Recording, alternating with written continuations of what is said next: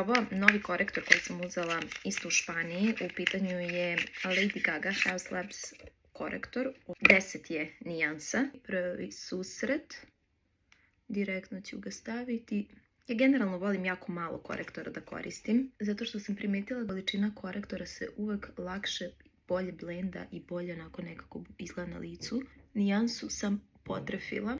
Imam jednu četku, doslovno me proganjala. U pitanju je F4 za puder i kremaste proizvode. Proganjala me na TikToku, na YouTubeu i uzela sam je. Probala sam je samo za kremaste proizvode. Ne volim ovaj tip četkica zato što niko ne voli da odloži četkicu i da ona skuplja sve bakterije sa čaše u kojoj stoji. Možda bude idealna za putovanja.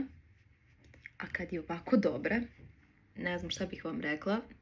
Ja sam je jednostavno zavoljela. Evo sad ovo je prvi put koristim baš za lice, ali za konture sam probala i bila je toliko dobra. Ima ovu kosinu, tako da kad je prislonite na kožu, tako nekako lepo razmazuje puder. Jako je teško naći uopšte ovu četkicu, ja sam je tražila i F3, prosto uglavnom se rasprodaju jako brzo i sad u Barceloni sam imala više sreće, koristim još malo pa gotovo ovaj Chanel kremasti bronzer. Ima taj lep položaj da bukvalno samo ovako tapkate, a može da bude super i za čelo. Koristim je i za rumenilo. Ovo je jedna od ubedljivo najboljih četkica koje sam ikad probala. Ako sam preterala, samo okrenem drugu stranu i voilà!